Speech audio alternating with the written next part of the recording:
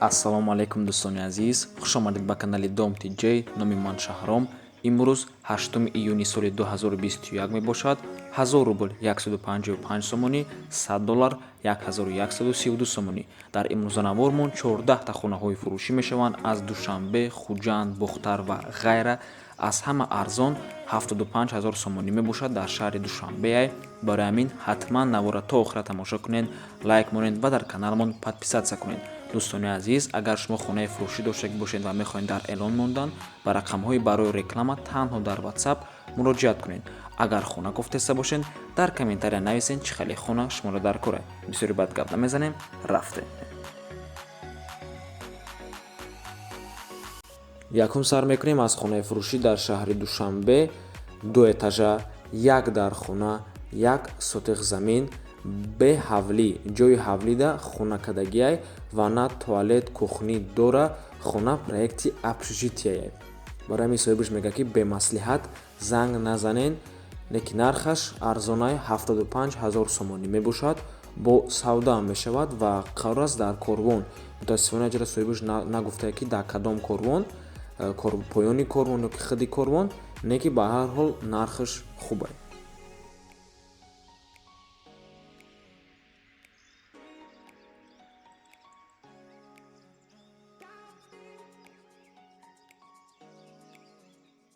ҳавлии фурӯшӣ дар Меҳробод, шаҳри Хуҷанд 6 сотиқ замин мебошад, 4 дар хона ва қарор аст дар Меҳробод.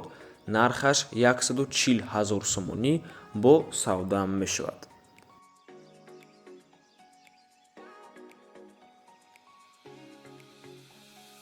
квартираи фурӯшӣ дар шаҳри Хуҷанд, яхонага квартира бо масоҳати 35 метри квадратӣ дар 4 ошӯнаи бинои советӣ ҷойгир аст ва қарор аст дар 32 микрорайони шаҳри Хуҷанд.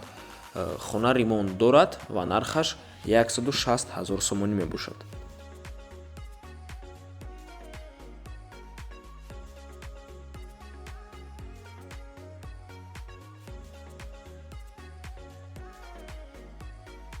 хонаи фурӯшӣ дар шаҳри Душанбе, яхонага квартира бо масоҳати 54 метри квадратӣ дар 5 ошӯнаи бинои новостройка. худи бино аз 7 ошӯна иборат аст ва хона коробкаи бе ремонт.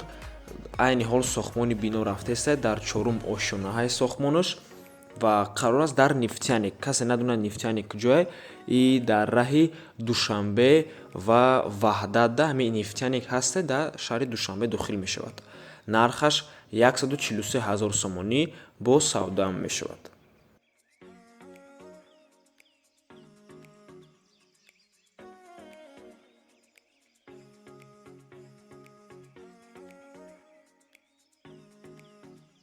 хонаи фурӯшӣ дар шаҳри Бухтар, духонага квартира бо масоҳати 40 метри квадратӣ дар 4 ошӯнаи бинои советӣ кирпичнӣ мебошад ва қарор аст дар Шабчароғ, ТЭЦ. чӣ хеле ки дар сурат мебинед, ҳамин хел ҳаст, мегӯяд соҳибаш. кондитсионер, кухни гарнитур дорад, отдельно туалет ва ванна, тирезаҳои решёткадор дорад. назди мактаби 12. соҳибаш якхонагиро ба духонага табдил додагиай, подъезди калони кушод дорад ва бо савдо мешавад.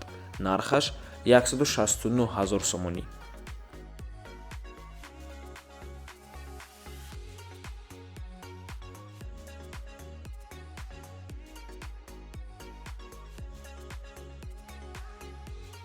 квартираи фурӯшӣ дар шаҳри Бухтар, сехонага квартира бо масоҳати 60 метри квадратӣ дар цоколни этаж.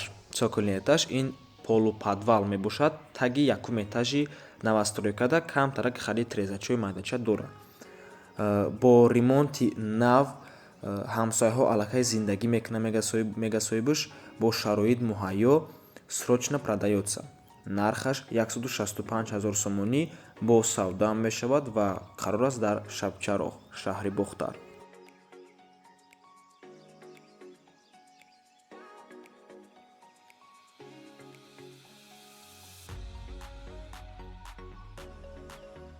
хонаи фурӯшӣ дар шаҳри Душанбе, якхонага квартира бо масоҳати 34 метри квадратӣ дар 1 ошӯнаи бинои советӣ. худи бино аз 4 ошӯна иборат аст ва хона қарор аст дар Гипразейн ремонт дорад. Нархаш 200 000 сомонӣ бо савдоам мешавад.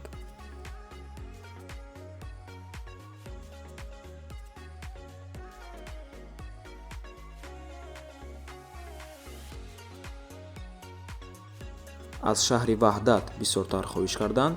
Марҳамат, духонага квартира бо масоҳати 54 метри квадратӣ, хона бе ремонтай, коробка ва ҷойгир мебошад дар 11-ум ошонаи бинои новостройка. Худи бино, агар хато накунам, аз 16 ошона иборат мебошад ва қарор аст дар шаҳри Ваҳдат. Лифт, об, свет ҳамавақта ҳастай, ҳуҷҷатошам ҳамаш ҳастай. Срочно фурӯхта мешавад бо нархи 125 000 сомонӣ бо барои харидорои конкретни савдоам мешавад.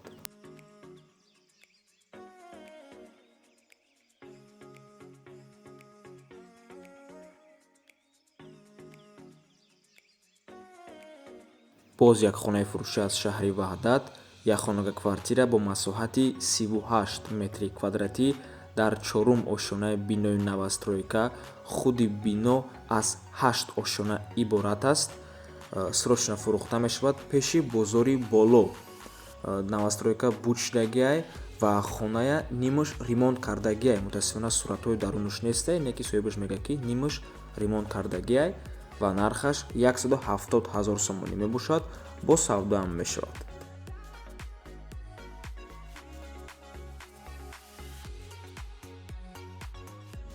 аз шаҳри Душанбе хонаи заминӣ бисёр хоҳиш карданд ва бародаро ҳамқаша мегӯям ки якумаш дар шаҳри Душанбе дигар дар дуруни шаҳр ягон замини холӣ нестай, ҳамаш ҳавлияй ва дуюмаш худи замин дар шаҳри Душанбе беҳад нархаш баланд меистад.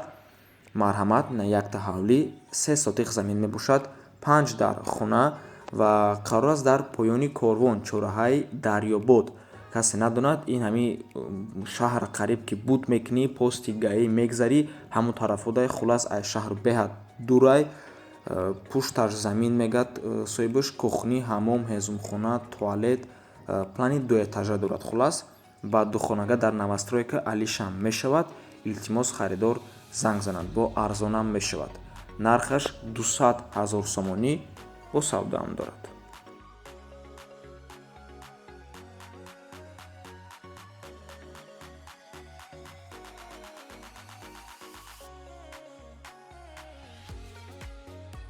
ҳавлии фурӯшӣ дар ноҳияи Вахш, ҷамоати Киров якум, 12 сотиқ замин, 4 дар хона, бе ремонт. Нархаш бо маслиҳат мебошад ва бо духонага квартира ё ки сехонага алиш мешавад дар шаҳри Бохтар. Марҳамат, рақамҳои соҳиби хона дар рӯи экран.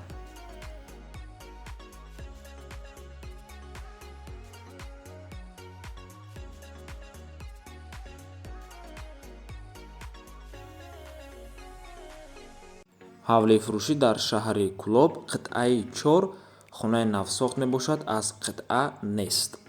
5 сотиқ замин мебошад, дарахтон, мевадиҳанда, 4 дар хона, 2 ҳаммом, беруна ва даруна, ҳоҷатхона, тавратхона, ҳезумхона, кухня, як хонаи дигар барои зимистонгузаронӣ. Такхона дорад, стеклаш кардагиай, чойлоби 17/4 дорад. Дар наздаш мактаби 4, як бунгоҳи тиббӣ, транспорт ҳамавақт ҳаст. Нархаш 250 000 сомонӣ. Рақамҳои соҳибаш дар рӯи экран.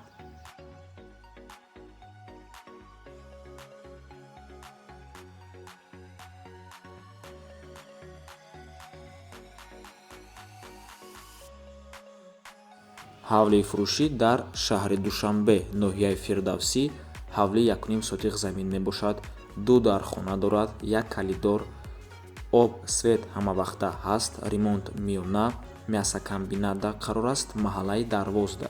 Нархаш 275 000 сомонӣ, бо арзон ҳам мешавад. Аз номи канали Dom TJ гап занед ва алишам мешавад бо сексия дар шаҳр.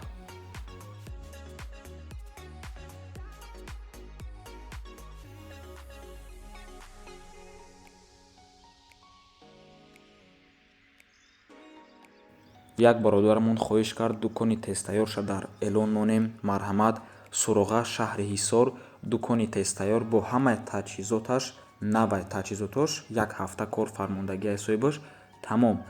қарор аст дар бозори Ҳисор нархаш 12 000 сомонӣ бо арзонам мешавад ва срочно фурӯхта мешавад. Ва бо ҳамин дукон наворро тамом мекунем бародаро.